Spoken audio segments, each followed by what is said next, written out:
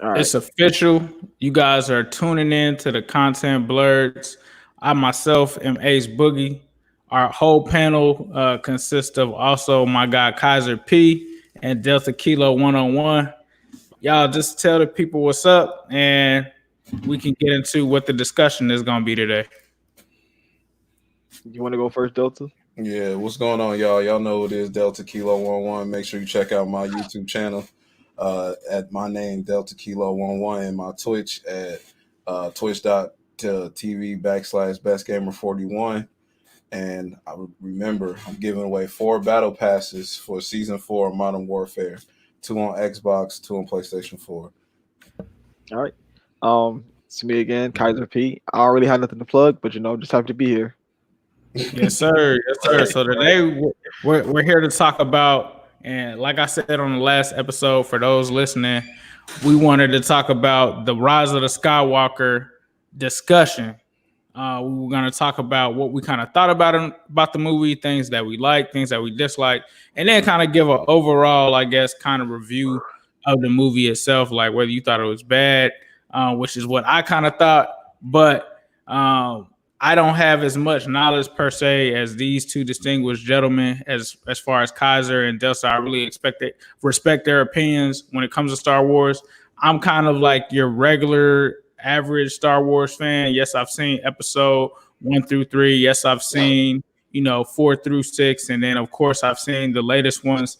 I'm not as familiar or up to date as these guys are on like the comic book material, the Attack of the Clones, all of those aspects and details that took place in part of that. I'm not up on, but these guys are.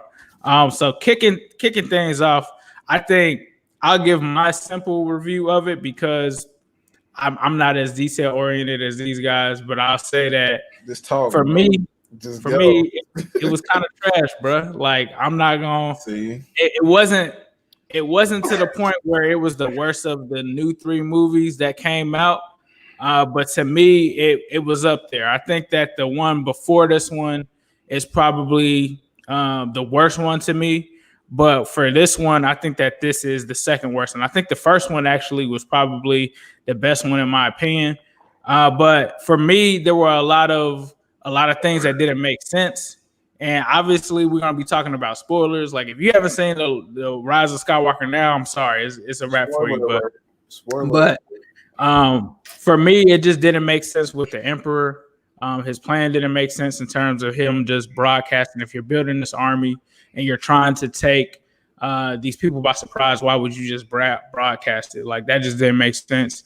And then I'm just still trying to figure out how he survived after he like flew down and exploded at the end of the movie. Like I'm still trying to find that out. And even if he cloned himself, like why would his clone look so weird? It looked like it was the same dude or the same emperor that like died. Like that's how old and decrepit he was.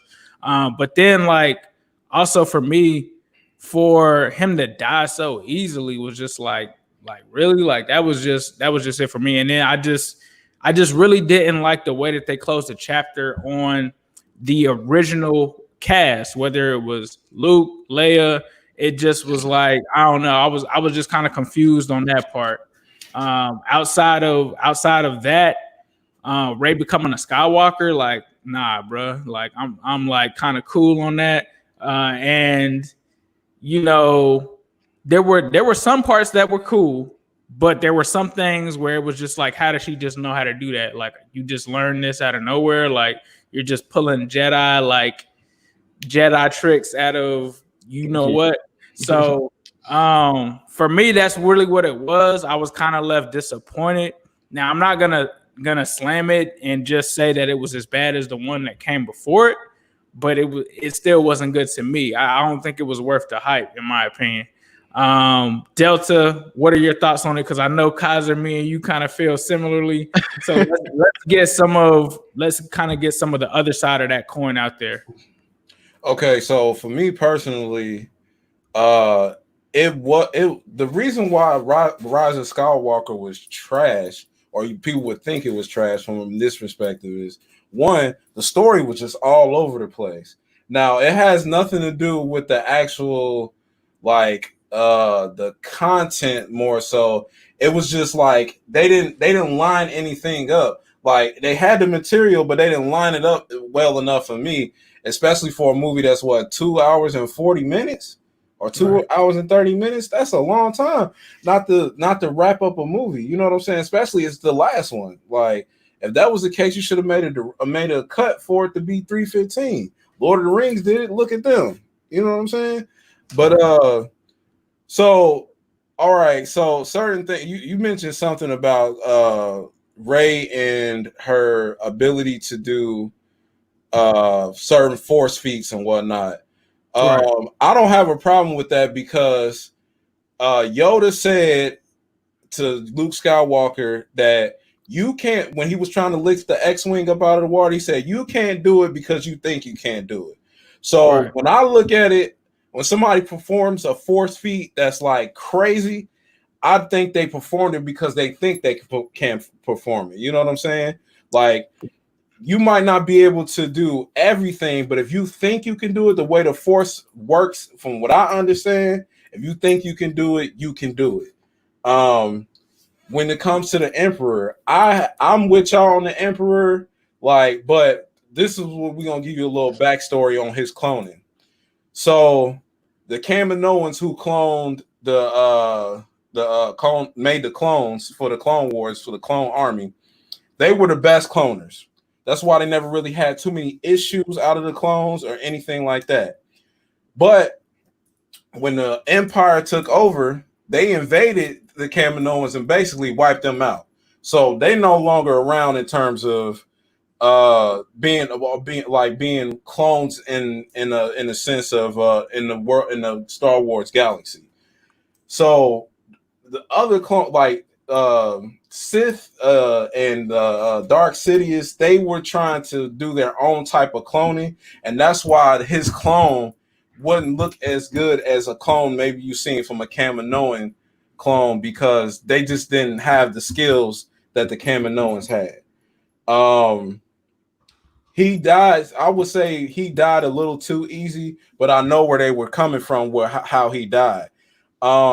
So for me, all in all, they needed to line the story up, and they needed to make the Emperor not as easy to kill. But for the most part, I thought it was an okay movie, especially just from if you're a casual fan of Star Wars, you just strictly watch the movies.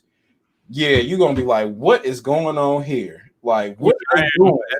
That's Like, me. what are they doing now?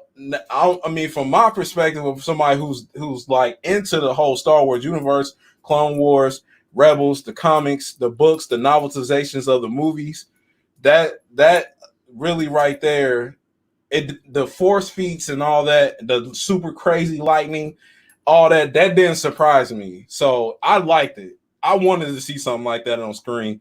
It's just, if you're gonna show it on screen, don't have the Emperor die in like 3 seconds. Come on, bro.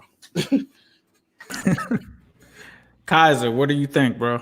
Um, I with Ock. I with Ock. I mean, I'm kind of like in the middle. I'm in the middle. Like I did think the movie was trash. Because it, like he said, but like Delta said, there was a lot of inconsistencies with the story. But and it's true that you can do a lot of crazy things to the Force if you actually try. But the fact that she was able to use a lot of that stuff kind of like perfectly was just kind of like, and I mean, like, I don't Oh, know. I get it. I get it. Oh man, I feel like they could have. There's other sources that dealt with similar things that happened in like other forms of media, like in the comics and in the novelizations. Because if you've ever read like one of the novelizations or any comic books, you already know that Sidious can like do the whole Force Storm thing where he just directs a whole fleet of ships and stuff like that. That's just common knowledge. But I feel like the way they portrayed it kind of like made it seem less impressive than it actually was. Because I mean, like he did maelstroms. I mean, he did cosmic storms. And he was defeated real easy. And I think like a lot of people's problem with the whole series is the fact that like Ray is a Mary Sue. She's a Mary Sue. She can do anything she put her minds to. Um, like not saying that there aren't people who can force heal, and not saying there aren't people who can do the stuff that she's did.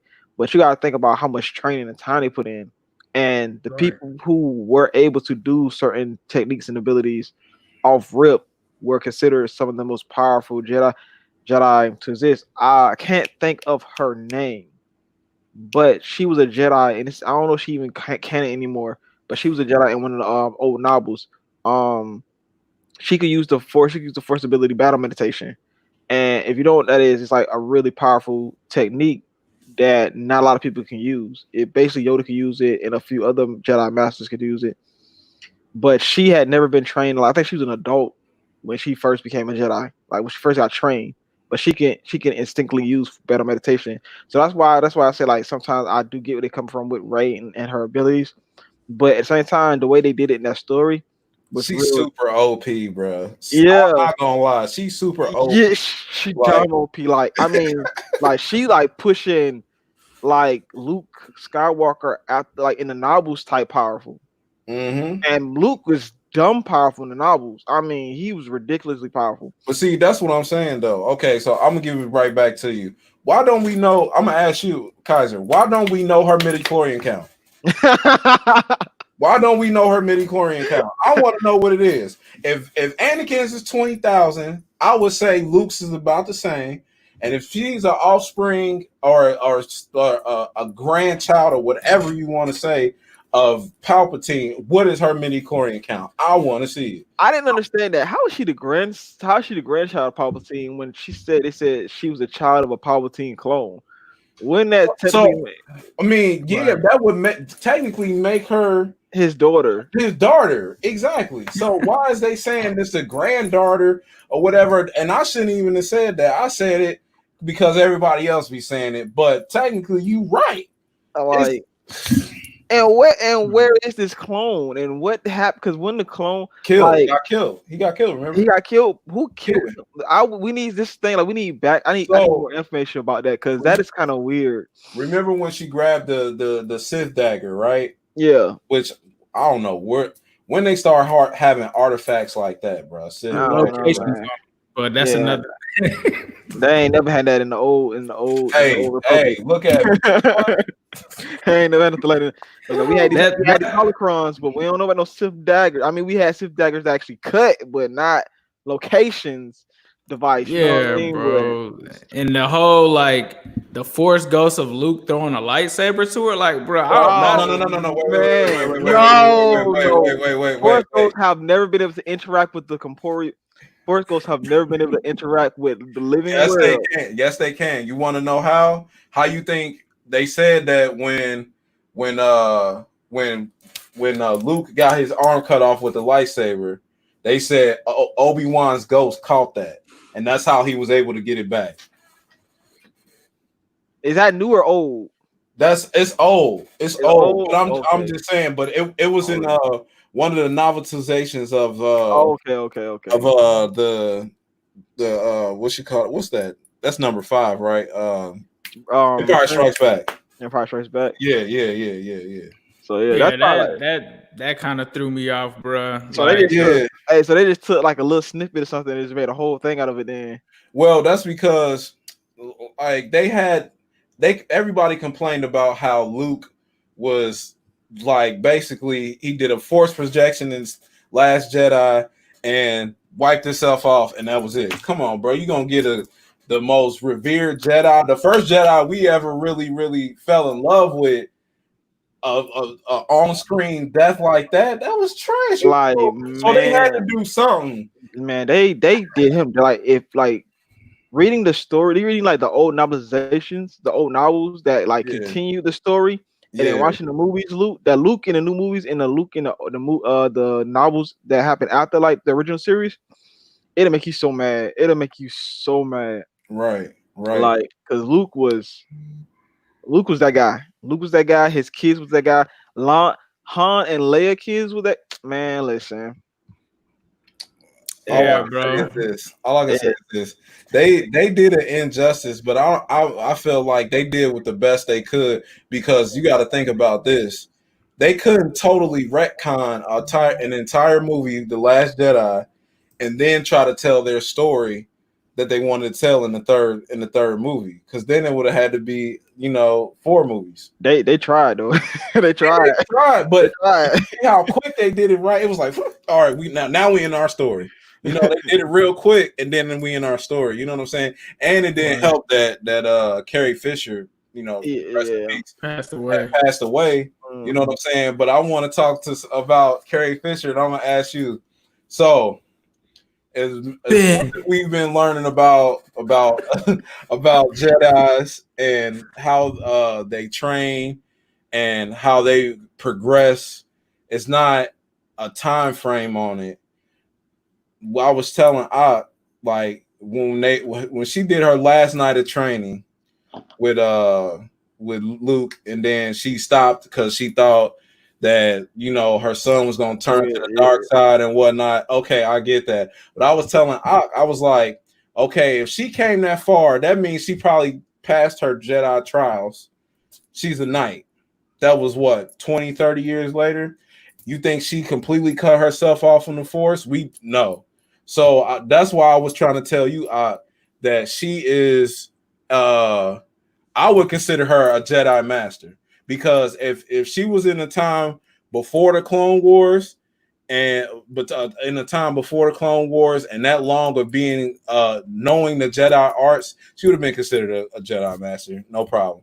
She didn't have to be no crazy, Mace Windu, but she would have been considered one of my opinions. I mean, I feel like she would have been a knight at the very least, at the latest a knight. But I feel like because of her bloodline, she would have been more powerful than the average. Exactly. So she would have been granted the rank of master.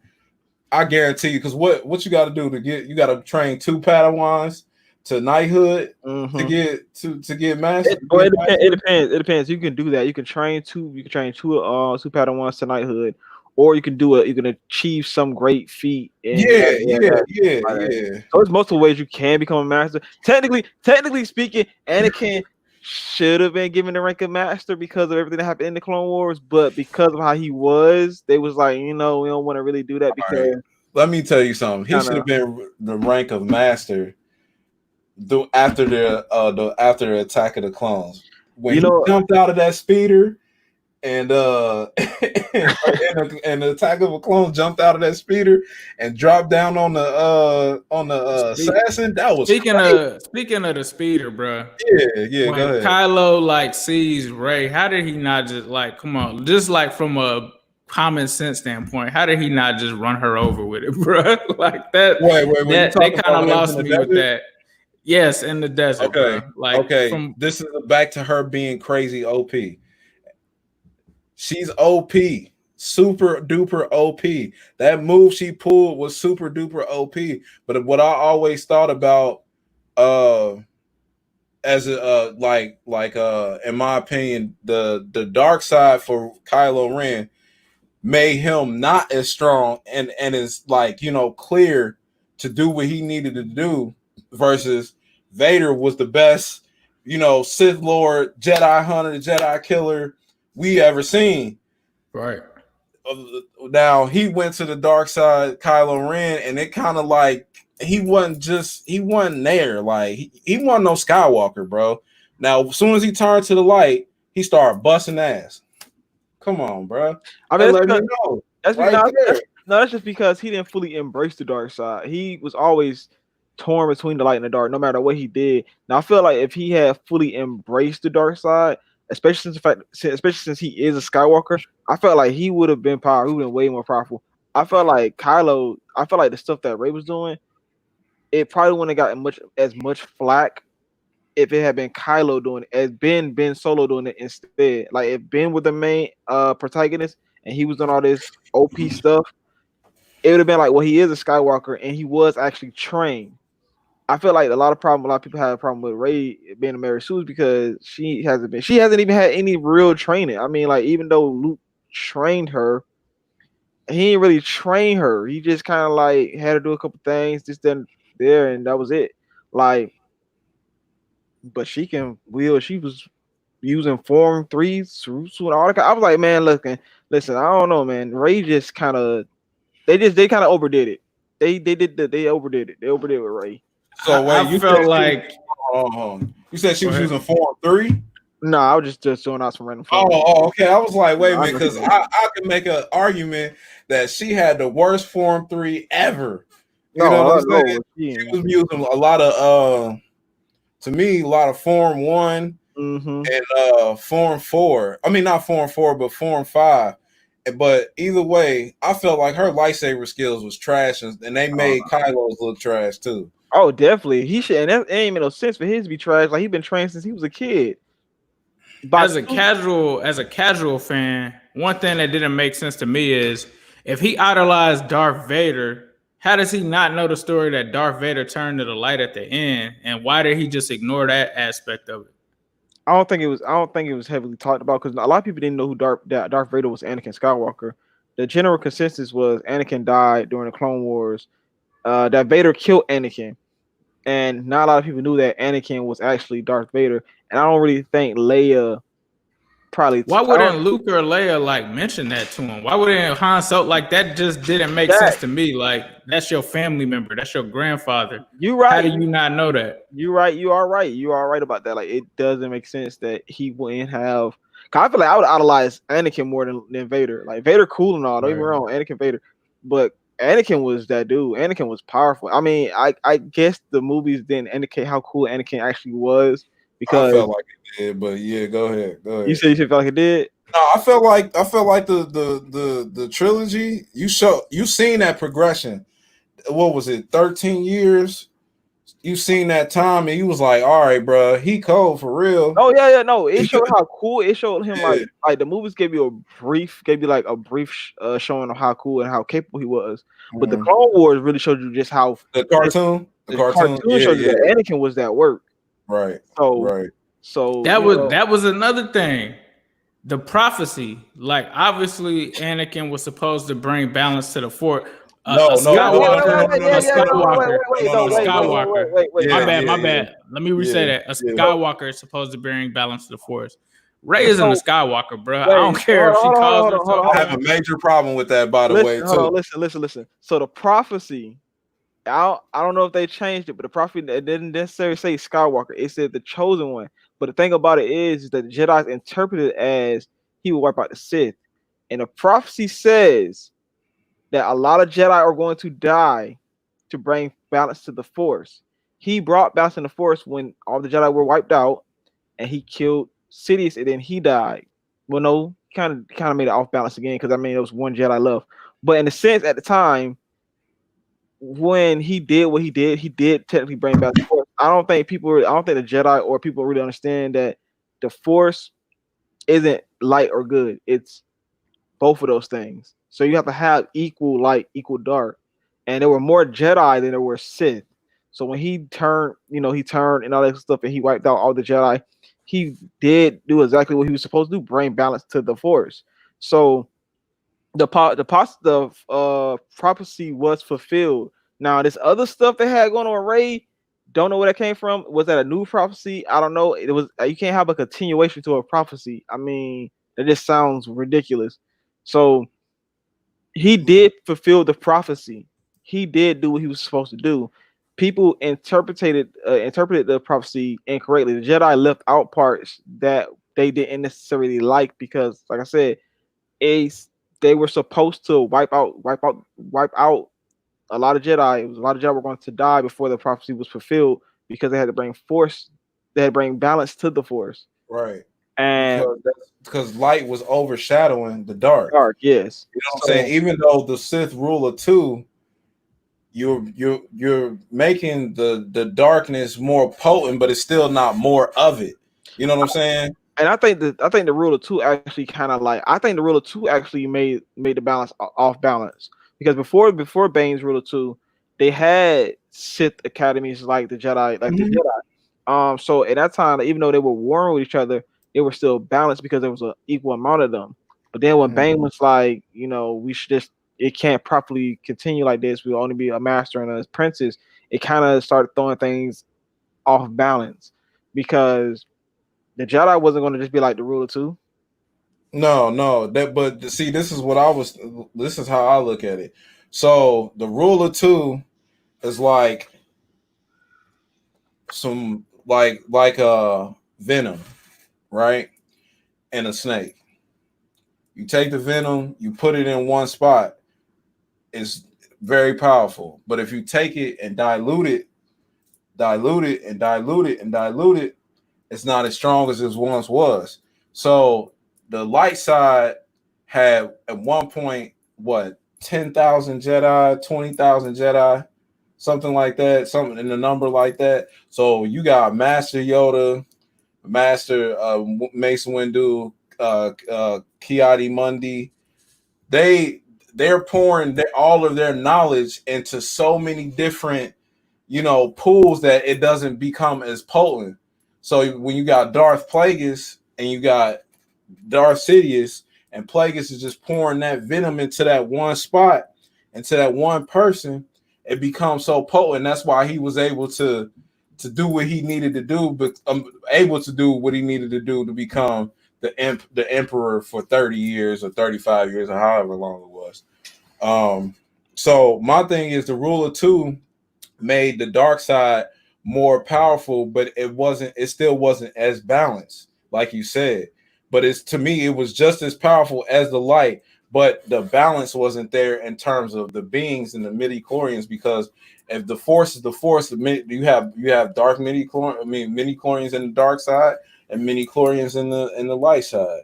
So yes, from a power perspective, no, but from an organism perspective, it was definitely not as powerful. I mean, it was out of balance in terms of the light. Okay, I can go with that. I know last episode we kind of talked about DC and kind of the state of where it's going, and we kind of touched on the Snyder Cut. Taurus, with you being a huge DC fan, got to get your thoughts on the Snyder Cut. It's rumored that his Justice League, Zack Snyder's Justice League trilogy, is rumored to be back as well. There's also a rumor that there's a Man of Steel 2 coming. What are your thoughts on, the Snyder Cut of Justice League? And they obviously, and I'm pretty sure you saw, he kind of teased it and posted a picture of a young Darkseid, and also showed and said that it's coming to HBO Max in 2021. What are your thoughts on the Snyder Cut and the future of DC with Zack Snyder, them kind of backtracking on them, saying that they're moving away from it now? It seems that they're kind of going back into it. I think the damage has already been done for one. I hope the Snyder. I actually hope the Snyder Cut is good. But I mean, like, I mean, like, it's with a grain of salt, though. I'm hoping that it is good and it's actually better than the theatrical release. But I mean, they should have just stuck what they should have just stuck what they were doing in the first place instead of trying to change stuff to kind of meet the demands to compete with Marvel. Like I said before, like last time they tried with Aquaman, they tried to make Aquaman more like a Marvel movie. Instead of them just doing what they do. Like Wonder Woman wasn't Wonder Woman wasn't, I ain't gonna say it was dark, but it wasn't as like, it still dealt with some dark things. Themes, but I feel like that's their niche. That's their thing. They don't all have to be super dark. Because look at Shazam. Shazam was campy, but it was dealing with a superhero who was basically a kid in a grown man's body. So I guess that fit. Right. But when you get into like the more serious heroes like Batman, Superman, Wonder Woman, Aquaman, these people who deal with some real deep things. You can't really make a movie like that, like a Spider-Man movie, Far From Home movie, or even with Thor Ragnarok. I like Thor Ragnarok. I like, a lot of people don't like Thor: The Dark World, but I actually liked it because Thor deal with some messed up stuff sometimes. Like he's a Asgardian, North god. That mythology isn't so squeaky clean.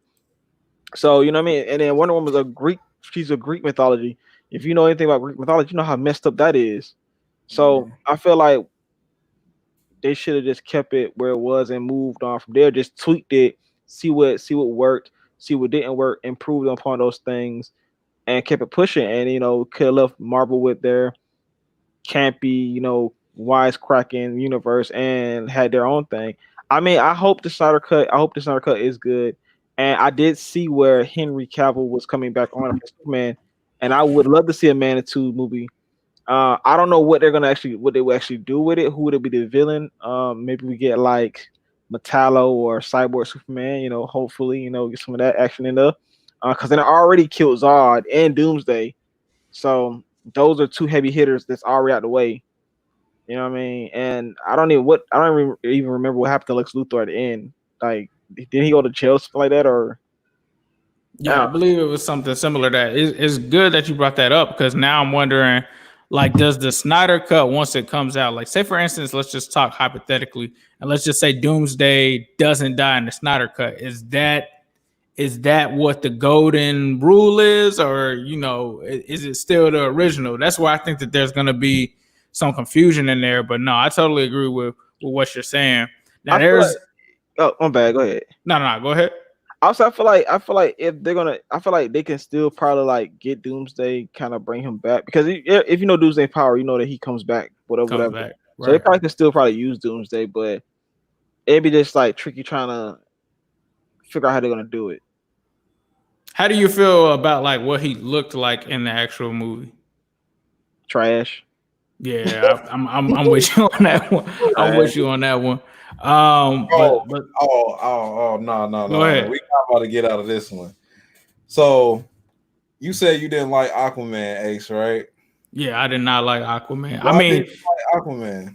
So several reasons. Number one, you couldn't tell who the main villain was. There was so much stuff going on at the same time. There were like multiple villains, and then like you weren't really introduced to some of them. Like they just showed up. And then number two, it was like the storyline was just so hard to follow, because they tried to put in so many storylines at one time, like the storyline with his mother, all of it. Like there was just too much going on. Why people had issues with him and stuff like that. How he came to be Aquaman, his struggle between, him and, finding his niche and his role. There just was too much into it. Now, from a CGI perspective and all of that, that's cool, but I need a storyline, bro. Like it was to the point where I was watching it with my wife. We came in with no biases or anything. And like after about an hour and a half, she was like, I'm going to bed because I don't know where this is going. Like this is like too much. The storyline just starts to kind of go all over the place. And me, I gave it a sincere shot because I like the guy that's the actor that plays him ever since I've seen him in Game of Thrones. So I was looking forward to it. I mean, it wasn't that it was like bad, like Batman versus Superman bad, or any of those movies bad, like Green Lantern bad. It just wasn't good to me. Like it was like, to me, it was just like, let's just throw all of this money into this movie and make it look cool, but let's not really worry about the story that's being told. And to me, that's where they kind of lost me. Like, I think for me, really, when what's the dude with like the big head with the bug eyes? When he showed up, Black Manta, I'm like, where the hell did he come from? Like, why are you like? They gotta introduce him because that's a reoccurring villain for him. Yeah, you know what I'm saying. They gotta introduce him. That's like if anything, that's like his Ocean Master, I guess, but Black Manta like his arch enemy, really. Yeah, that's a reoccurring villain. It's like you got like, who am I focused on? Am I focused on him, or am I focused on the dude that was like his brother? Like that's what was confusing to me. Is like, all right, see him get his crown. That's why I understand what you're saying, and I understand what they were trying to do. So like, but I tend to agree with you because if you don't read the comics or know anything about DC characters and whatnot, you would never know that Black Manta is a recurring villain for. I've seen Black Manta. Like I'm familiar with him being a villain. I knew who he was when I seen him, but I was just like, why are we introducing two villains at the same time? Like, they needed to tell the story of him getting how he became Aquaman or became the king of the seven seas or whatever, however they put it. No, well, they did try to do too much. They did try. Oh They yeah, did try no, to I'm not disagreeing with. I'm not. And then even with the mom too, like they slid like the mom thing, and it was just to me, it was just all they over could the have left place, that bro. out. They could have left that out. My biggest problem with Aquaman was the CGI was kind of trash. You thought so? The CGI was like Black Panther level of trash. Wait, whoa. Don't act like I would have to agree with him, bro. Like, Don't act like Black Panther. They skimped on the CGI for Black Panther. Bro, they did skip on it. Bro, the colors were vibrant. Bro, when they brought out they shit like with they Killmonger and T'Challa were fighting, bro, it looked like CGI. I want my CGI to be where I can barely even notice the CGI. Like you barely during any previous other Marvel movies, you barely noticed that they would use like CGI. Like you got to think about the director though too. True, but still. Because what other action movies has he directed? I mean that's true, but for me, what it was forte. The first time that I watched it, I didn't notice it. I started to see people like Taurus has said start questioning the CGI. The real scene where you can tell how bad, and it probably the ones that Taurus is saying you can probably tell it bad too.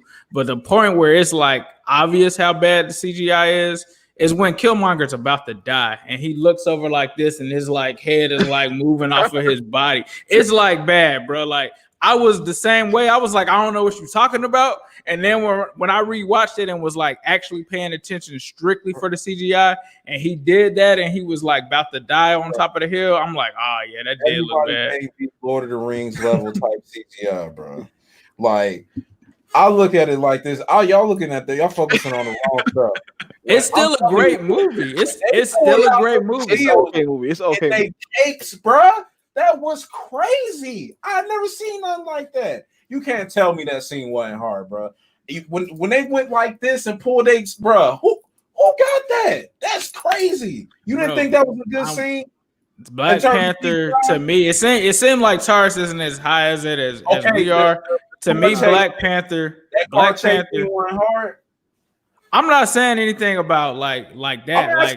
I think when Kaiser's talking about the CGI, I think he's talking about the suits. I don't think he's talking about like them holding up shields and. No, you're talking about like the suits and the stuff. He's talking about the suits. Like I'm real big on the technical side of things, and a lot of the CGI was just not like you would not think that this was like a top tier Marvel movie. You'd be like. You think it's just one of their throwaway movies? The way like they No, I'm just saying. Nah, like, speak it, bro. We need to hear this. This is the content we need to hear. No, I'm not. CGI was not like they had just done what movie came up for them? Civil War and no. Civil War was before this. Yeah, Civil War was before because that's how we got introduced to Black Panther. So you had there was like a few other movies before Civil War. You had Doctor Strange and stuff like that. Yeah. Bro, compare the CGI in Doctor Strange to the CGI of Black Panther. Nah, I ain't even gonna lie. The CGI in Doctor Strange is crazy though. That's on like another level in my opinion. The CGI in the new Spider-Man movie with Mysterio was on a whole nother level too. Exactly, but then look at the CGI compared to the CGI in Black Panther. Yeah, I'm not. That's all I'm saying. That's all I'm saying. But if you said it's trash, I didn't say Guardians of the Galaxy 2. Guardians of the Galaxy 2. The CGI in that movie. What I mean, you thought? Wait. You thought the CGI in Guardians of the Galaxy was good? The first one was pretty straight. The first one was okay. I thought you was talking about number 2. I was about to be like that was number 2 was kind of skimped too because that scene where he turned to a Pac-Man and I was kind of even the scene where he was connected into his father's power and all that. I was like, bro, this is cheesy as hell. But so I feel like we hit a hidden gem here. Let's talk about Black Panther, bro. Let's talk about it because obviously we're all African Americans. It was a huge release for us, and people want to probably hear what our opinions are on it. So for me, watching the movie, I didn't really have anything that I took away from it that I just really didn't like. That's not to say that it's not flawless. As Taurus pointed out, there were some CGI issues. But for me, it was a great story that was told. To me, it was one of the best origin stories of the MCU, and that's including Cap, Iron Man, all of those guys. I felt like this one was kind of on another level in terms of it. The villain, in my opinion, a lot of people want to talk about Thanos. Thanos is cool. I still give it up to Thanos. Killmonger to me might be the best MCU villain of all time, like for right now. Like before that, you didn't really have, in my opinion, outside of maybe you might look at the Thor movie and Ragnarok with Hela, like you really didn't have that stand-up villain that you really sympathize with and was just like, oh my God, they here to like just tear this up. Oh no, me in my opinion, Killmonger is a true villain. Thanos is an anti-hero. Loki is an anti-hero. That's not the same as being a villain, bro. Loki, I don't feel was Killmonger really a villain though? Yeah, he's a villain in my opinion. I don't feel like Killmonger was really a villain, bro. He was just an antagonist. He wasn't really a villain. I feel like the way that his life went, you know, T'Chaka killed him, bro. T'Chaka killed his father. T'Chaka killed his father, man. Like, listen, all right. So you know what? So you like even T'Challa did not agree with that. Like your dad is killed by your brother, your uncle, essentially. Yeah. And then you're not told about Wakanda. You grow up and you got to also think about, this is why Coogler is a great director. It was no coincidence that he lived in Oakland. We all know what's going on in the world right now. That happened in Oakland. That's the environment he grew up in. We talking about the Watts riots and all of that. So yes, his animosity towards, you know, other people was built that way. And to me, it was almost kind of like he kind of had that Malcolm X complex that he was built with. But the issue was he was willing to do whatever it took to accomplish what he wanted. He wanted to take those weapons, go back to his hometown, and he really wanted to take the African American community and put it at the top and at the forefront and use the technology that Wakanda had. So that's what I took from it. To me, it was more so the African American experience from his side, which is our current experience where we're coming from today, versus if this did exist with the Wakanda aspect, them being from Africa, them being from, if this were to happen in another reality that Africans ended up getting this technology and building and being the most advanced civilization in the world, that's what you would want them to use it for. If it was like, not trying to say that I want that to happen, but you can understand and relate to that. Like that's what he was trying to do. So I don't feel like he was a villain because he was, the way that he was raised and the things that happened to him in his life and the trauma that he experienced and him looking at his community made him that way. So for me, like it was almost a point where I kind of felt myself rooting for him. But then when he was like trying to take the ships and like destroy stuff, I was like, nah, you lost me there, bro. Because look, you got to look at it like this. This is why I call him a villain, bro. And we were just talking about us being black and whatnot. I'm gonna be real candid, right? You don't do that to your own people, bro. Especially your family. How he went about that was absolutely not the right way. Absolutely not the right way. And for like you did all this killing. You a trained assassin. You got close to somebody like Claw on purpose, so you can then infiltrate somewhere where you already had your key to. You could have just walked through the front door. He didn't know where it was, though. He didn't know where it was, though. So, that's a lie, bro. So, like, y'all are finna hate me. Yeah, go ahead. Nah, go ahead. Black Panther made no type of sense at all. You talking about with him finding his way to Wakanda? All of it, bro. So my biggest problem with Black Panther, like everybody else, I got caught up in the hype because Black Panther's such a true hero and black superhero movie. Right. Down for that. Yo, sitting up watching it, and my mind's just like, okay, maybe some other stuff going on, and this and third. The whole thing. All right, so the whole thing with Killmonger and his dad being killed and all that good stuff. I get why his uncle killed him. Oh yeah, I get why T'Chaka killed him as well. He still could have took Killmonger with him. There was no reason why he couldn't have taken Killmonger with him because I guess reasons. That's why he said he couldn't do it. Secondly, how did Killmonger even get that tattoo on his lip? Is it like a genetic thing? His dad gave it to him. Oh, his dad gave it to him. Yeah, his dad. Oh, his dad. Yeah, when the story is opening and you hear him telling the story Wakanda, that's him telling the story to Killmonger. Yeah, but he said, I gave you the key to your homeland. He told him that's what his dad told him, because when he had that vision and of his father, and when he had that vision, he was like, I gave you the key to the homeland. So he had a way there. I was confused as to how he even got that thing. Second of all, if you gonna kill your brother, you might as well just go ahead and kill the son too. It was an accident though. Nah, no accident. He killed them. No. Remember what, bro? Y'all remember It was kind of an accident. It was an accident. It was a reaction. It wasn't even like. It was kind of like he wasn't. Bro, when you go watch, I'm about to watch it when I'm watch the beginning. You watch the beginning. It wasn't even like it was almost like you said, it was a reaction. He went to try to stop him, and then like, oh. No, man. Like, that's what if I'm not mistaken, too, like the time that they put in Oakland, like the year, if I'm not mistaken, is the same time that the riots was happening. So when he was trying to get those weapons over there from Wakanda, it was because those riots and stuff were happening. No, but he was supposed to bring back and to go to trial.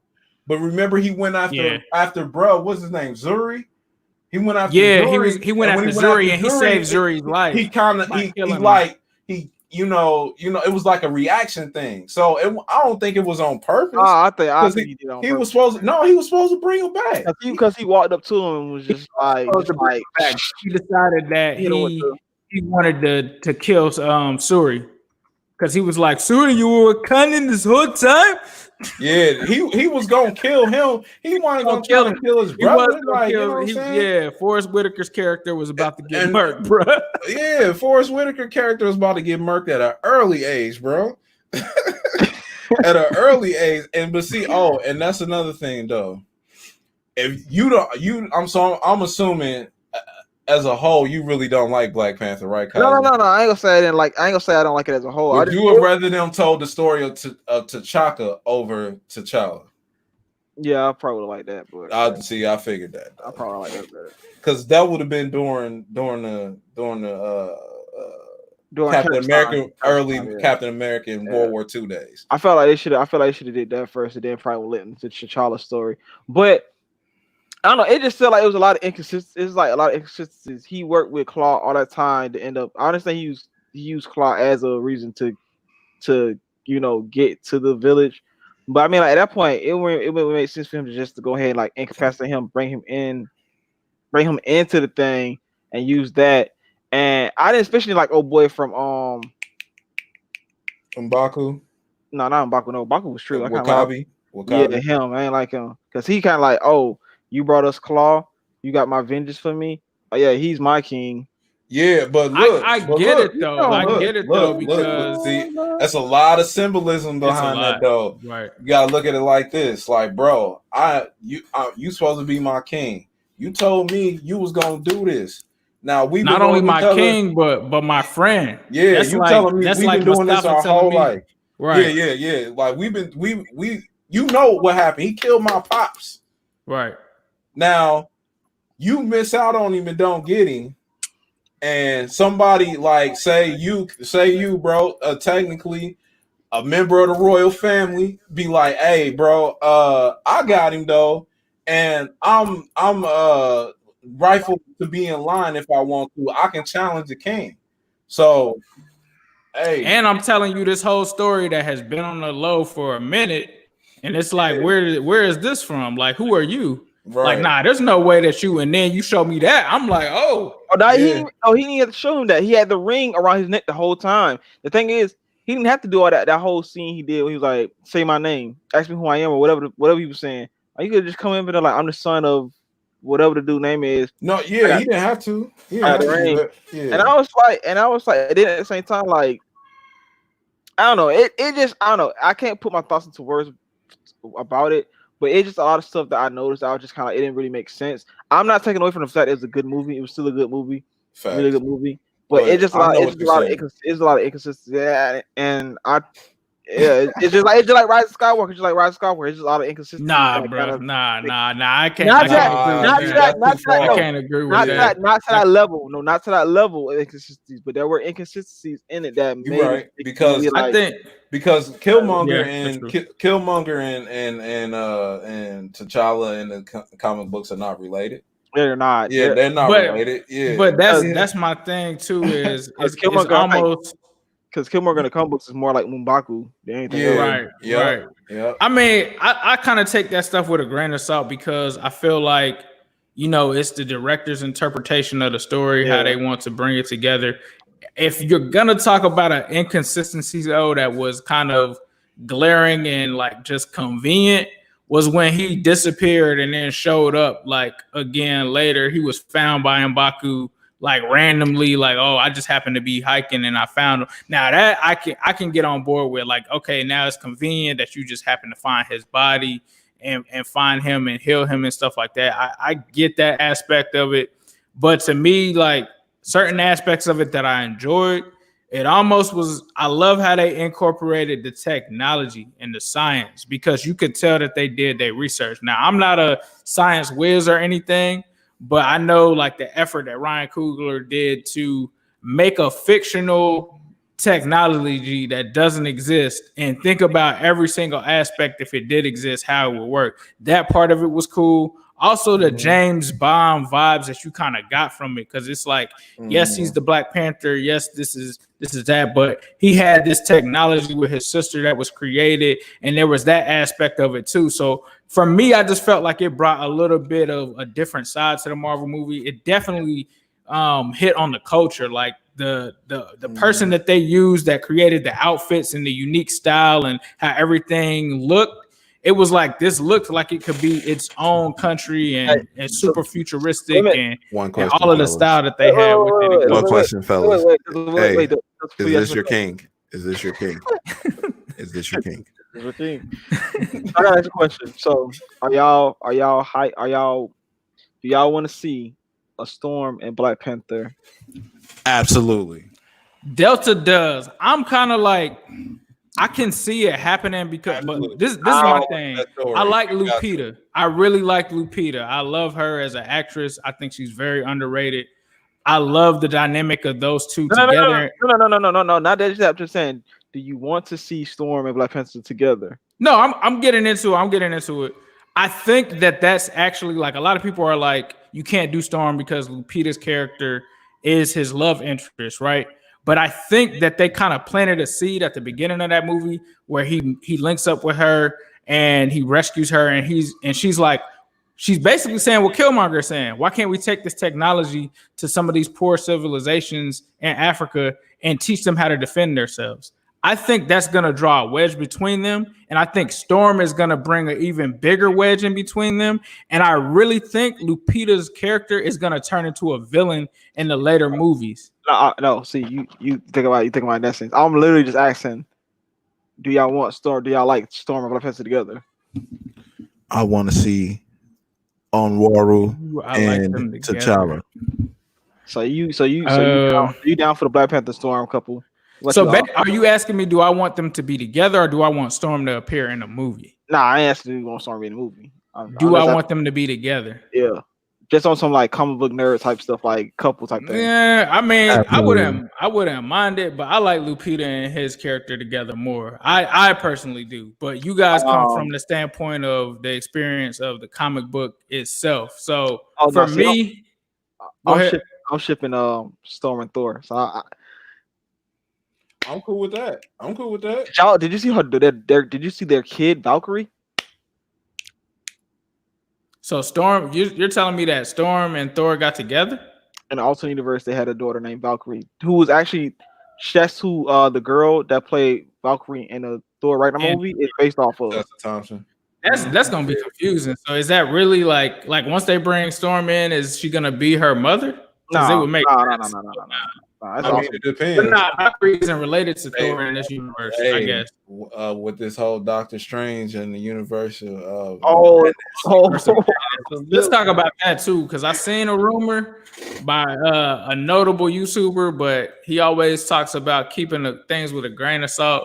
But he's talking about that they're hinting at Tobey Maguire returning as Spider-Man and Multiverse of Madness. Outside of that, we don't have to discuss that, but like, what are the possibilities that y'all think are going to be like characters from possible, other movies that are going to appear in there? Hey, listen, if they bringing Toby back to play Alternate Universe Spider-Man, they might as well bring out Garfield too. And Yeah, they bring them all. Miles Morales, all of them. But I feel like that's pretty cool. That'd be really cool. I know I think I seen like either like a trailer or like not a trailer, but like some different type of scenes we had Wanda in different places doing with Vision and different like type of the WandaVision series. Yeah. Because isn't she going to be in the Doctor Strange movie? Yeah. I believe so. Yeah, she's supposed to be in there. Yeah. But I think that's gonna be cool. I think I would love to see Tobey Maguire come back and reprise his role as Spider-Man. Like especially as like they could make it where he's like an older Spider-Man, and he can just be like, well, been there, done that. This is what's going on now. But I feel like that'd be really cool, and I would love to see them like, because I know they said they were also doing the what if stories. Right. I'm really hyped for that. Really hyped for that. Yeah, the what if stories are gonna be dope. It seems to me like they're gonna kind of be animated. It seems like. I hope so. That'd be kind of dope. What is it called? The what ifs, right? Yeah, it's called what ifs. Like it's like one of them is like if Peggy would have taken the super soldier serum instead of Cap and stuff like that. So have you ever Delta? Have you ever read any of the what if stories? Nope. This is all new to me. Boy, they are good. When I say they are good, and I mean some of them are strange, but some of them are really good. Like they had what if. Now you got me intrigued. Though. You gotta check them. Y'all gotta check them out. Y'all gotta check out like a few of them. Like they had what if Deadpool killed. One of the most popular ones. What if Deadpool killed the Marvel Universe? What if Wolverine killed the Marvel Universe? What if Peggy Carter became Captain America instead? What if something with the X-Men? It's a bunch of it. It's a lot of. They don't do the stories anymore. Yeah. But when they were doing them regularly, they were really good, and it add a different twist upon well-known characters. Oh yeah, I'm definitely gonna read it. I'm definitely. Oh yeah, that's lit. Yeah. What did you think about the Eternals though, bro? I can't wait for that. You too. But I feel like, damn, that's gonna be kind of like weird though to have the Eternals come in, like especially after like everything with Thanos, right? Because Thanos is an Eternal, so I mean he's a different set of Eternals, but he's still an Eternal. Yeah. It's like okay, so if y'all were out there and about, where was y'all when all this shit was going down? My bad, I mean to cuss, but no, you good. No, you good. Where were y'all when all this stuff was going down? When we could have used y'all, like the same place that the X-Men were. And that's why. Yeah, we got to see how they gonna introduce mutants. Shield over their eyes, and they couldn't hear nothing. Because the Eternals. I get Avengers and all that. Like it's a multitude of things that go on, but like, how is something like what's going on with Thanos and all that, and you don't have X-Men nowhere around, bro. I mean, because in the comics, like at least one or two of them. I mean, because in the comic books, they didn't really deal with Thanos either like that on that grand scale. It was primarily just the Avengers. So I don't know. I get that. Yeah. Like, why did the X-Men technically wouldn't be there, because they didn't really interact with him until like a lot of the members started crossing over with the Avengers. But the only people I could probably say like that we would be questioning like where are they when this whole thing's going on, it'd be like the Fantastic Four. I was gonna say Fantastic Four too, but I just said X-Men because that's the least likely to be there. But I'm just saying this in terms of a movie universe is you can paint a much broader picture, than a comic book, in my opinion. And if you want to be niche about it, they could have also thrown the Inhumans right there. I know the Inhumans didn't do good, but they could have used those characters. I mean, they already established. They already used the Defenders too, bro. I'm still sick about that. Where were the Defenders, bro? The Defenders, what was they gonna do? They ground. But hey, man, Luke Cage is bulletproof, bro. I mean, okay, that's cool, you bulletproof, but man, ain't gonna stop you from getting ripped apart. I mean, you see, he was giving that work to the Hulk. It would have okay. So here's a part where they could have But the introduced Hulk wasn't the Hulk though. The they Hulk. could have introduced the Defenders in a limited role. When Thanos' henchmen and stuff and Infinity War came in and started attacking them, when it was like the Hulk couldn't Hulk up, they could have brought them in right there, bro. Like they could have just been in New York and tried to do something. They got whooped up. All right, now they gone. Like that's all we needed. See the thing about besides Jessica Jones, because Jessica Jones has that type of standard. What she does, she has that. I do not like that character. Never have, never will. I'm sorry. I like Jessica Jones. I ain't gonna front. She's a straight character. She's a straight character. But she does have like regular, like their child, her and Luke Cage's child should be way more powerful than both of them because Jessica Jones can fly. She has super strength and all that other standard superhero power stuff. So that's the only person I could probably see being of any use to them in a situation like that. Luke Cage does have super strength, but it's probably like on the tail end of it. Probably like what level? Probably like category 25 super strength. And hell, I mean, and most of those grunts were giving them a hard time. So I don't necessarily see them being that big of help. True. So yeah, I think you got Daredevil, who technically he doesn't have any powers. He just have enhanced senses. Yeah, I know. And Iron Fist, I guess Iron Fist. I never really understood. The Iron Fist that we seen, no, but the Iron Fist in the comic books, yeah, he could actually do something. He could. That's after he had mastered that crap and he became like the whatever. But Iron Fist has always been an odd character to me too because does he have powers? Does he not? Is he just because you know his hands glow? He's supposed to be able to at some point when he's totally mastered, his whole body is supposed to be able to glow. Yeah. You know what I'm saying? So the Iron Fist that we seen on screen. So I'm just talking about on screen. The Iron Fist that we seen, no, because he just don't. But yeah, I feel like if the Defenders did come into like, and then you also got Frank Castle, the Punisher, who basically just like the Punisher, Frank Castle. Who?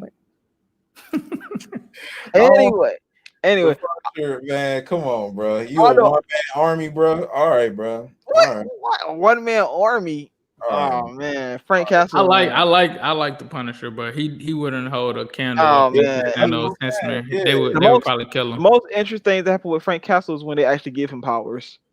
That's it. Because I mean, but I feel like the Defenders. I mean, they would appear, but then they would just get wiped out. Like besides, and I'm not even mad at that. Just show them. Yeah, that's it. I feel like the last two standing would be like Luke Cage okay. Let me ask you this: you don't think if the whole Wakanda army is walking in through the portal, you don't think the Iron Fist can take out some of them alien niggas? Excuse my language. You don't think that Luke Cage can take out some of them aliens, bro? Come on, bro. Come on, be real. He ain't had it. I mean, he ain't. I don't know, bro. I don't know because, like I said, not Luke Cage, but with Iron Fist, with Danny Rand, I don't know because he's such a weird character. So because they up and down with his abilities and what he can and can't do stuff. It's inconsistent, but I think he could at least took out a few of them. I think that they could have fit them in. The reason it really hit me is Taurus, Kaiser, you already know I was kind of looking for that to happen, but But for me, when I look back I actually just was rewatching the Luke Cage series, right? So the first 2 seasons, the only 2 seasons, unfortunately, that's another thing I want to talk about. But seeing them talk about how these are Justin Hammer guns and like them connecting and having those connections to the MCU, and I think someone told me that Mariah actually showed up in an MCU movie. I don't remember that, but I was told that like Black Mariah somehow was like in one of the movies, like briefly. But like to not even utilize them at all, like what's the point of making them connected if you're not gonna have them actually show up in anything? Yeah, that was my only issue. They had established that everything that's happening in the Netflix series was actually connected to the movies. So to not have them in the movies didn't make any sense because you could at least throw them in just because. I mean, it's not like y'all using them right now for the show, so y'all could at least just throw them in for the movie, especially for the event. Huh? What's crazy is that I don't feel like I don't think we gonna ever see a Luke Cage series again. I don't either. So Nah. that's perfect, Stoffer. That's perfect. So Luke Cage, Mm-hmm. 2 seasons. The Netflix thing is obviously over. They don't want to renew the series. They want to go in a new. They want to recast Luke Cage. I was kind of disappointed in that because I thought out of all of the Netflix series, and I'm not just being biased because I'm black or whatever, I really enjoyed Jessica Jones as well. But so if we're gonna discuss that, let's talk about it. But anyways, Trash. it ended at a weird standpoint, and the reason that it ended that way, obviously spoilers or whatever, it ends with him taking over the club. Like this is like Mariah's last ploy is to try to corrupt Luke Cage by giving him the club. She's trying to help corrupt him. He's thinking that he's doing the right thing by doing this because he can control all of the mob bosses in the city. He controls what gets in and out of Harlem. But in a sense, it's corrupted him a bit. And it leaves you at a point where you're wondering, like, did Luke Cage just really become a crime boss? Like, but I followed up on it, and the director of the show said that they wanted to leave it there, but in the next season, you were gonna kind of see that go in a different direction. Like he wasn't gonna stay a mob boss, but it was when he really found himself. Now that this deal happens where they just canceled it, we're not gonna see that. And to me, like that was, what did y'all think of Luke Cage? Because I love the actual show, and I was shocked. Like the first time, I remember how shocked I was the first time with like Mariah leaving him the club, which Alfred Ritter, she did an amazing job, by the way, as Black Mariah, in the way that they closed that out. But what did y'all think of that? Like at first, for me, like the first season, I was kind of mad that they got rid of Cottonmouth. I definitely didn't like the main villain in the first season, but I thought the second season took steps. Back, I'll be right back. But go ahead, Kaiser. What did you think? Oh, bro, I loved it. I loved Luke Cage. I watched it watched it when it came out. The season, like I binged it, and I was disappointed that they had basically cut it so short. But you're right. Like the first season villain, I didn't particularly care too much about, and honestly, I'm not the biggest Luke Cage fan, so I wasn't really. I knew of the character Power Man Luke Cage, but I kind of steered away from him because a lot of his early comics were like that black exploitation type comics. Right. So I didn't really get into his comics like that. So I'm not really familiar with a lot of his villains. He's one of the few characters I'm not really too familiar with their villains. So, but like Cottonmouth, I did love Cottonmouth. Cottonmouth was a good villain.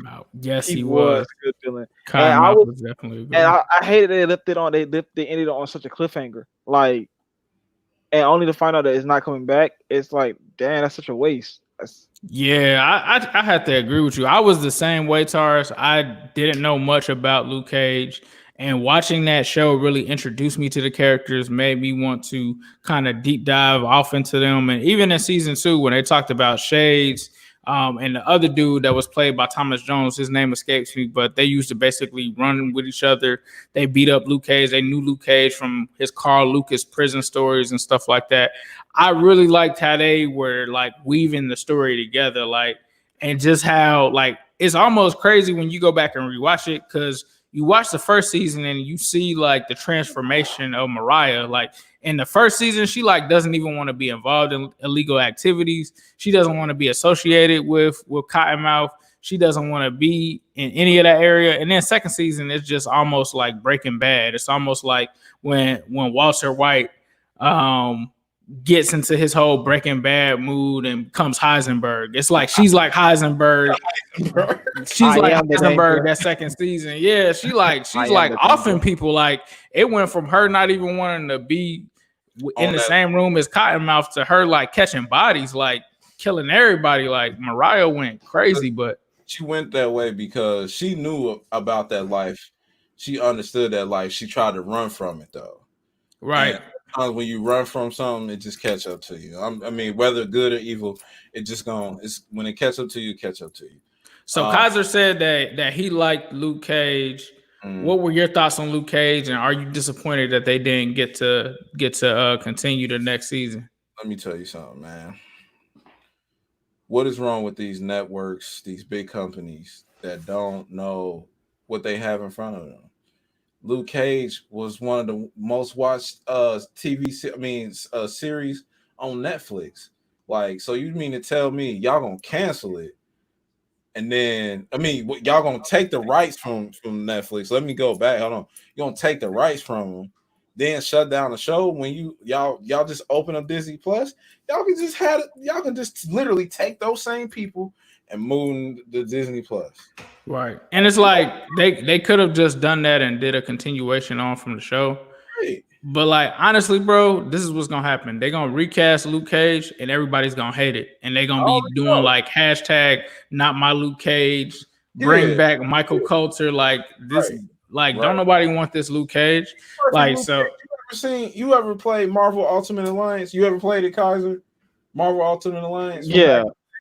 Bro, yeah. he looked just like the character on there. He looked just like the comic book dude. Like, bro, he do look just like him. They casted him perfectly. I love Luke Cage. I loved his villain Cottonmouth. I loved the little side characters like Shades. Misty. Misty Knight. Oh my God, she is fine. Sorry, Dorian Misty, but I know your wife she is beautiful. But they picked and they had Misty lose her arm. Like they did her stuff, bro. They did that character development on her so well, and on Luke Cage himself, and on Rosario Dawson's character. What's her nurse's name? I forget what her name is. Claire as well. And then they didn't have her in almost Daredevil and Iron Fist, and like they just bro, they did. And we can't leave out Bushmaster too. That was another like person that his wait a minute, that's his stepbrother, right? Or Bushmaster? Yeah. Nah, not that dude from the first season. Bushmaster is like the Jamaican dude that showed up. Yeah. Bushmaster, bro. They did that entire show. And really, to be honest with you, those 4 shows of Jessica Jones, Iron Fist, Daredevil, Cage, those 4 shows were some of the best shows that I've seen from that standpoint. Because I'm gonna tell you this: what's the Agents of S.H.I.E.L.D.? I don't watch that trash. It's trash. Garbage. Then they're gonna try to repeat that with Luke Cage. Yeah, all right, go ahead. I'm with you on that. I think, like we said, Bushmaster. The other shows were amazing too. You talk about the Punisher, so does that mean they canceling the Punisher too? Daredevil, you can't get rid of that Kingpin, bro. The way the dude played Kingpin and Daredevil, you can't get rid of that. Like you have to. Like there were so many aspects. So if I had to give a list of who I would like to see stay, the Luke Cage characters. Cool. If they can get rid of that one dude that was, like you said, the half brother from the first season, you could toss him in the trash. I don't really care about him. Iron Fist, I don't mind. You can recast him. I wouldn't be mad if you recasted his character. Jessica Jones, I would love to see her because I didn't realize. So I watched Jessica Jones season 1, and I had to go back and watch season 2 and season 3 and see the evolution between her and her friend being bad. That stuff was pretty good, bro. Like, I don't know if you watched it all the way through, but her second and third seasons were actually pretty good. So I would like Jessica Jones to come back. I like Jessica Jones because she's a superhero that's tired of being a superhero and she wants to like get away from it. And she's kind of almost like a Hancock. She's like a female version of Hancock to me. With the movie with Will Smith. So I would like this. I feel like she's an anti-hero. So Jessica Jones, Punisher, gotta keep that dude. Like it's almost like they ripped the Punisher out of a comic book, bro. And then on Daredevil, Kingpin, of course. I wouldn't mind if they replaced the dude that plays Daredevil. I wouldn't be upset. Do a very good job. I think he does. I think he did. Yeah, a lot of people like him though. A lot of people. There's like a hashtag Save Daredevil he was campaign. Is he blind in real life? Because I would have thought it was blind in real life. Yeah, dude did his job. Like he definitely. It's not like Ben Affleck set the bar or anything, but he definitely, like you said, he did his thing. Movies people always rag on and tag on. I'm just gonna get. We gotta talk. Don't do it. Don't do it. Why do y'all hate Green Lantern so much, man? Oh, listen. So I love that. Let me tell you. I don't care what no one says. Ryan Reynolds played that role. Oh my god! Finally, somebody who gets it, bro. If there was anything wrong with that movie, it was not Ryan Reynolds. It was not Ryan Reynolds, bro. Not Ryan Reynolds. That movie, he played his part. You gotta blame the garbage CGI, Still, the director. DC, and the director. You know what I'm saying? For the most, but I'm just saying, me in my opinion, he played a hell of a Hal Jordan. He did. He was a perfect Hal Jordan. I feel like Ryan Reynolds is perfect for comic book movies. He just can pull off these comic book characters so well. Dry humor in a place where you can. It's hard to understand dry humor on the page, but you can bring it to the screen. Man, yeah, I think we've seen that with Ryan Reynolds. It's funny that y'all mentioned that because remember how he was also in the Wolverine Origins movie, which that was a disaster. Right. He made fun of later, but you still kind of got like, okay, you can see how he could be Deadpool when he showed up. Until we're not even gonna get into that. We know what they did. As soon as I seen him pull out the swords in that Origin movie, I was like, oh, that's Deadpool. I didn't like that. I don't like the fact that they try to make it seem like Deadpool was a natural mutant in that movie. Like he was a natural mutant in the movie. Like right. Deadpool's not a mutant at all. He doesn't have a mutant gene. Right. That was my only thing. Of course, the fact they sealed his mouth shut and all that other weird mess that they did with him. I was like, when he first said Deadpool would be in the movie, I was like, oh snap, okay, I'm cool with that. And then when they showed him, I was like, not my Deadpool, not my Deadpool. Wait! You ain't like him as Deadpool? No. He's saying in the X-Men Origin movies with the shut mouth, bald head coming out of that wasn't Deadpool, bro. That was not Deadpool. No. I'm saying like elevator scene. He come out. Oh no, yeah, elevator scene. That's what I'm talking about. Okay, before he became supposed to be. Before all that extra, before like they did all the other stuff to him. Yeah, of course. Like you could already wait a minute. I'm missing something. Wait. See, that's an example of Ryan Reynolds, like y'all said in Green Lantern, being the right guy, but the director messing everything up. What you said, Delta? I said Deadpool is not a mutant. No, he's not a mutant. What? Yeah, he's not a mutant, bruh. Wait a minute. Deadpool got his powers from the Weapon Plus program. They took on the Weapons X program. Yeah, remember he was even in the actual movie, he was like dying from cancer, and they did the experiment on him. Like Weapon Plus, Weapon X. It depends on what you want to call it, because it's different. It's different times they do the experiments. They give it a different number. So Weapon X would be Wolverine, and anything like Weapon Plus, Weapon X. Now that I think about it, bro, they didn't even tell I guess they were laying the whole foundation for Weapon X in the movie for when he joined it, but they didn't show it as him being experimented on in the actual Weapon X program. He was still experimented on by that dude or whatever, but they definitely, like Tar said, they should have made it like William Stryker. I thought he had that healing ability. Nah, he got that. Nah, they took that. They took like some DNA from Wolverine and added it to him.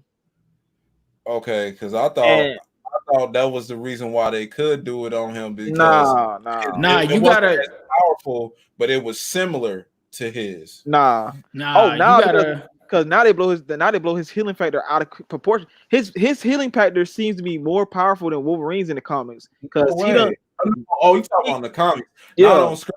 Not on screen. Okay. Yeah. I mean, even on screen, because in the Deadpool movie, he did regrow a hand within like 3 days. But you gotta remember in the Deadpool movie, 30 seconds. You gotta think about it. In the Deadpool movie with Todd Miller, he wasn't born with powers. Like that's the whole reason he ended up getting powers. He had cancer or whatever. He was going in, and dude started experimenting on him and stuff like that to give him the healing factor or whatever. Right, but I ain't gonna lie. I kind of like the Weapons X way of him getting his powers more than I like the story they gave in the actual Deadpool movie. What's up? Y'all didn't hear me? No, I heard you. Like, how did he get his powers in the one? In the X-Men Origins. Well, X-Men Origins, he just had X-Men Origins, I think it was like a William Stryker kind of thing. He was there. He was, like you said, he was there in the whole William Stryker thing, and like he was just one of the patients there that they experimented on. Because remember, they came in together. He was a human. I mean, he was a mutant, but he had healing powers, but they weren't as strong as Wolverine's. But he had heightened senses. So, like, that's how he was able to, swing the swords and whatnot so quick and whatnot. He had superhuman like senses and a small healing ability. That was it. Compared to like that's why they were able to perform the Weapon X on him, because his healing powers were similar to Wolverine's, but not as good as his, because Wolverine gets shot and bullets start coming out of him, or he get a scratch or anything, just heal immediately. You know what I mean? Yeah, I might not even. I forgot y'all were saying that he already was a mutant in X-Men Origins, so I don't even know, bro. That movie to me, even though I love Wolverine, that's one of my favorite characters. That movie was trash. CGI in that movie was trash too. Bro. I thought where they messed up is the Wolverine, the second movie was way better than the first one. The first one is trash in retrospect. When I go back and look at it, it's like, nah, it was trash. But trash. I don't like how they had old girl betray him and all that. I was like, bro, wait a minute, bro. Y'all been keeping tabs on this man this whole time, bro.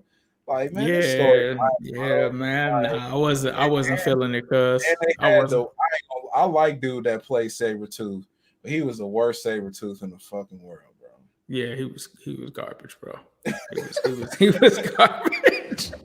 He was garbage. Like, bro, I'm telling you, just go back and rewatch that movie, and you'll be like, bro, we got time now, and it's on. You'll be like, damn, this was kind of trash.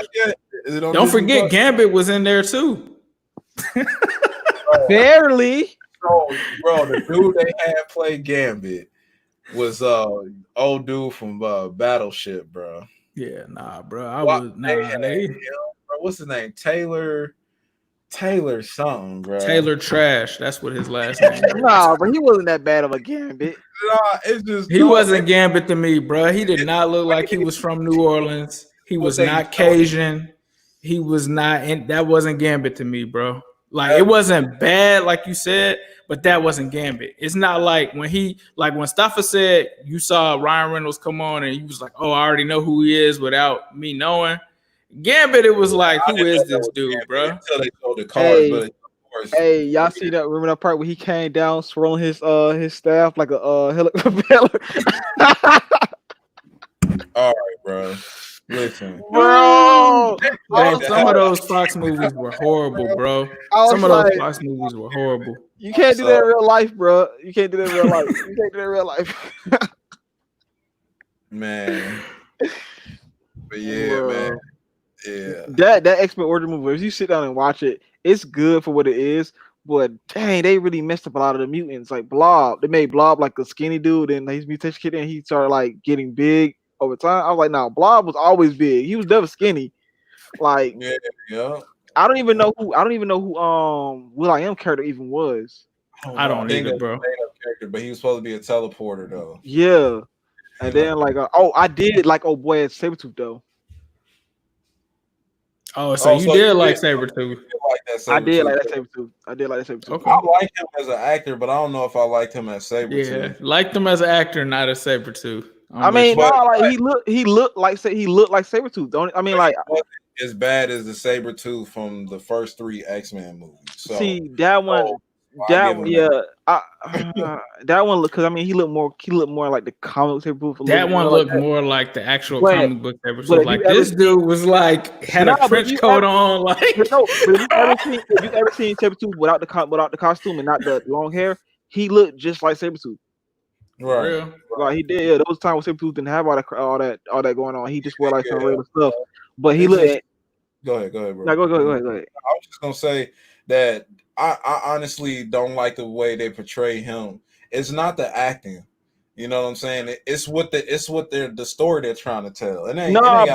But that's how Sabretooth is though. Sabretooth is sadistic. I mean, that's how Sabretooth was for real, for real. Like he don't care. Like he just like I like the fact they try to make it with like Sabretooth and Wolverine were brothers because that confused a lot of people. Yeah, They were in the They're not. movie. I know they're not. You said the movie. That's what I'm You said the saying. movie. No, it confused a lot. People ask the time, Sabretooth and Wolverine are brothers? No, they're not brothers. But it said in the movie and they're not brothers. But they Yeah, said they're they're related not. in the movies, they're not brothers. They're not brothers. No, They're not and brothers. that's the known fact. They are not brothers. They are arch enemies. They almost Arch became brothers. They almost nemesis. became brothers-in-laws.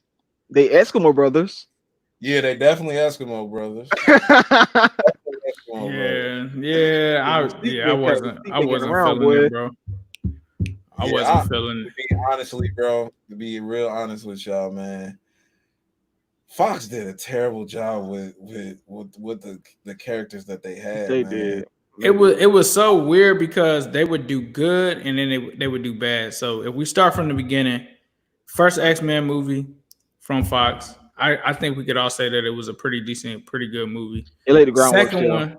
Second one I thought was really good. That was honestly, if I'm speaking from that first series, that to me was my favorite one. The whole William Stryker story, them bringing in the Nightcrawler. To me, that still might be one of the top intros to a comic book movie that I ever seen with Nightcrawler going into the White House. That was so hard. That was a tough scene.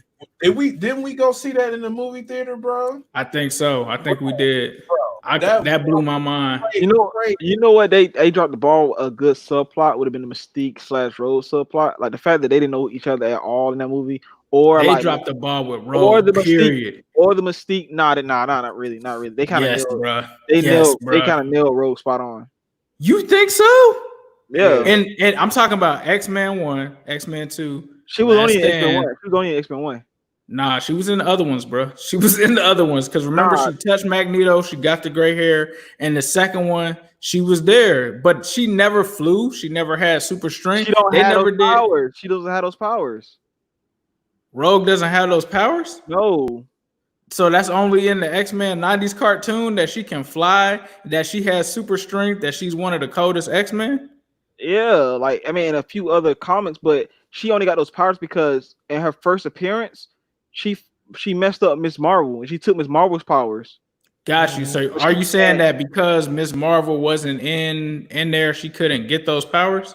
Because they didn't fully flesh out her backstory. The whole reason but you gotta think though, this is when she's like what, 14, 15, 16? Nah, because she had got those because that was around the time because remember Mystique and Destiny had adopted her in the comic books, and their first thing they had tried to do something, and Miss Marvel had came to stop them, and Mystique was like grab onto her and don't let go.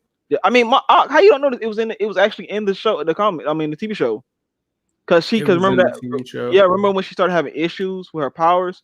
And I thought that was she did that when she was older. I didn't know that it was. She was like 16 or something like that. I just always expected Rogue to be a key member of the X-Men. But this is the thing. We talk about the Snyder cut. Don't forget there was a Rogue cut for Days of Future Past. Like she was supposed to be way bigger than she really was, and they decided to just cut all of that out of there. Bro, I only think she was in X-Men 1 though. I think like after that, she was in X-Men 2. She was in X-Men 2 because when Logan, because remember they had that relationship with her and Wolverine. Like she was like Wolverine's like little sister or whatever. She was still in there. They just wasted Rogue, bro. Like they really wasted like Rogue in general in the movies. I was kind of disappointed in it. But yeah, bro, I felt like they just wasted her, bro. Like it's like she just like was non-existent, bro. She was in X-Men 1, X-Men 2, X-Men. She was in all of them, bro. You just couldn't tell. That's why I'm telling you she was trash. Her character was trash. Like they barely used her. Yeah, she was just more prevalent in the 90s cartoon. That's probably like they have a whole. I actually need to go back and watch the Rogue cut because there's an actual Rogue cut of X-Men Days of Future Past where they put way more scenes where she became a prominent figure. But they never really expanded on her character. Like the Rogue cut was supposed to make up for them not having her as a prominent X-Men. Like they really tried to treat her like Jubilee, bro. Like that's how they tried to portray her in like them earlier movies. It was like she never was really like an official X-Men. Mm-hmm. They Oh tried to shit! play. Oh, she was in those movies. Oh, that's crazy. Yeah. Bro, I'm telling you, because it's like they didn't. Because Iceman, remember? Yeah, she was with Iceman. She was with Iceman. No, she was on. Okay, so she was only in like the first two. She was in the third one. That X-Men Last Stand. Yeah, but she was in Days of Future Past though. She was. She was in all of them, bro. Days of Future Past has a Rogue cut. There were 17 minutes of scenes specifically with Rogue that they cut out of Days of Future Past. If you see Iceman in the movie, you're gonna see Rogue. That's his girl in this movie series, in that movie series. Okay, I was like confused. I was like, but I didn't even know she was in any except for the first. Because the first one she was kind of like the main. She was basically the main character. So yeah.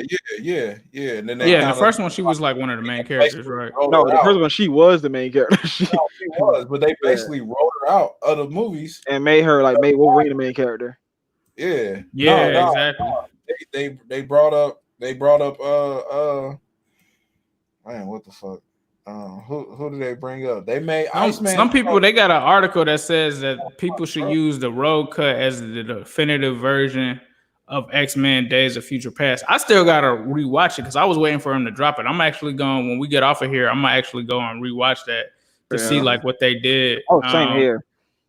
But yeah, I think Days of Future Past, that was a good one. First Class was amazing.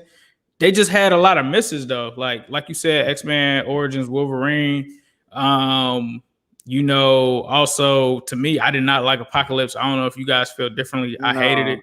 But my mom loves it. She thinks it's like the best thing ever. You don't know what my biggest problem with Apocalypse was?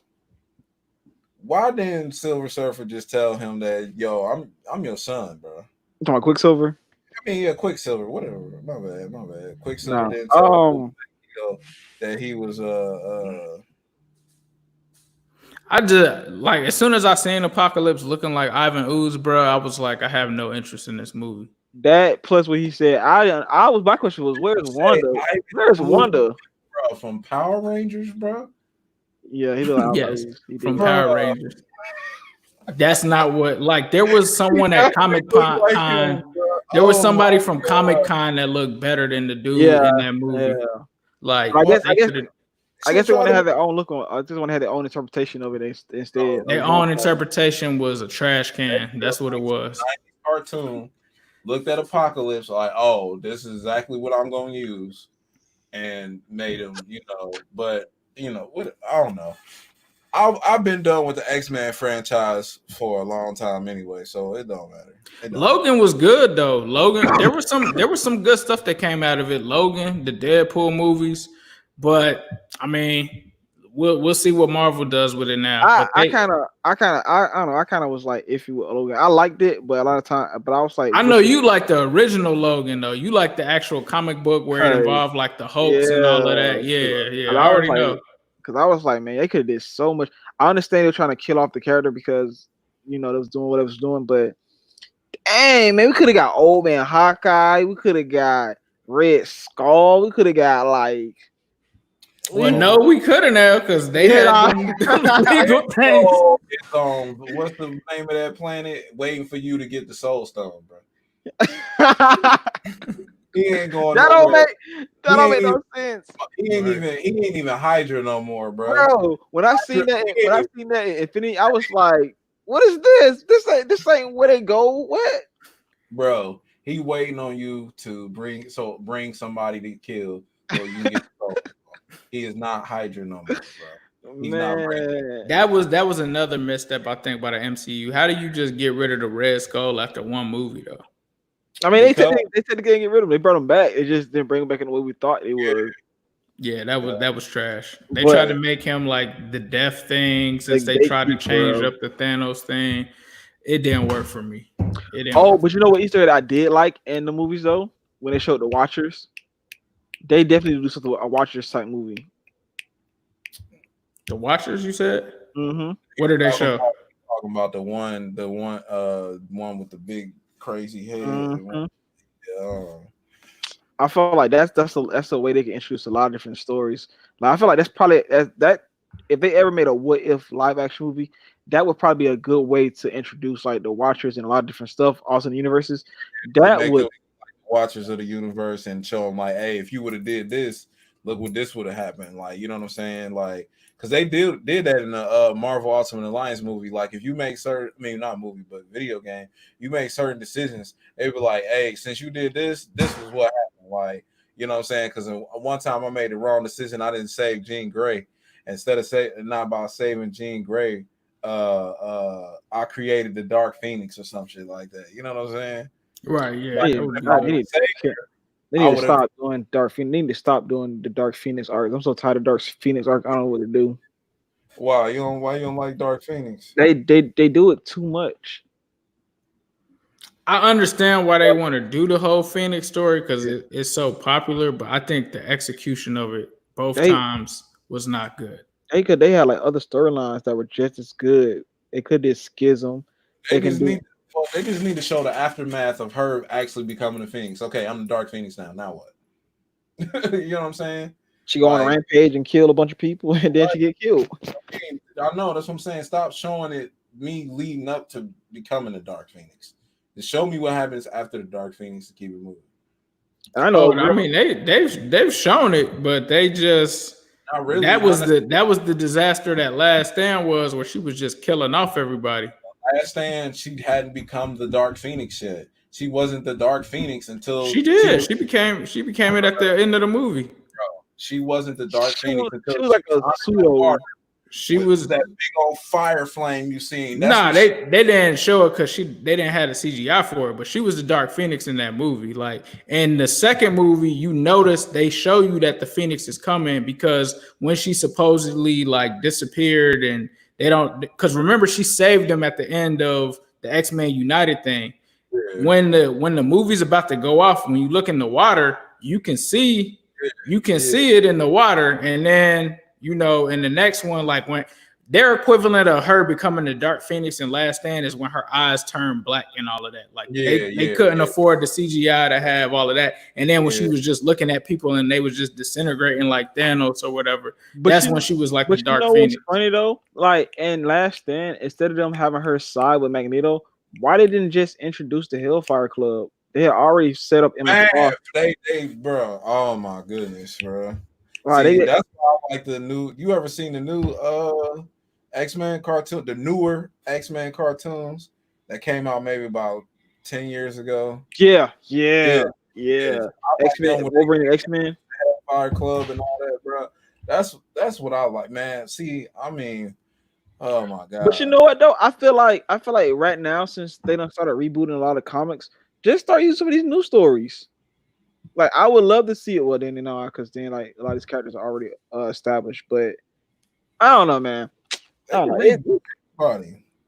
Because I would definitely love to see like especially with what's going on X-Men right now. I would definitely love to see like some live action movies of that stuff. I mean, I think the X-Men is always like I can't wait to see Kevin Feige get him back, because you got to remember Kevin Feige is the reason why those first two were so good, because he was involved in that. And then that's when he kind of got ousted from that area. And so then he started working on the MCU stuff. But it's going to be amazing to have him be back at the forefront of those X-Men movies, because the two best ones, in my opinion, that Fox, well, I can't say that they're the best ones, but those two first ones that he was involved in were really good. And then the ones that he wasn't involved in with Bryan Singer and the dude that did Superman Returns and all of that, which the DC fans, y'all know about him too, were pretty much trash. Man. But I think that probably wraps it up for the Content Blerds. We talked about a lot of stuff. We'll be back with a whole bunch more. We kind of got out our opinions on the Star Wars movie, Black Panther. We jumped around a lot, but appreciate y'all for staying tuned. Definitely subscribe to the channel. Leave us some comments and stuff like that. Share this with your friends. If you want to get in on the debate, or you disagree with me or Delta or Kaiser, leave it in the comments. We want to hear what y'all have to say, and let us know what you think of the show. And the channel and you like our content, make sure you hit that red subscribe button and hit that notification bell. Because guess what? You'll get a chicken nugget if you do. Yes, sir. Kaiser, anything you wanted to say before we get up out of here? Don't eat the chicken nugget. Go eat cancer. Don't eat the chicken. All right, y'all. We will be back next episode. Appreciate you guys for rocking with us. We're out. All right. Is there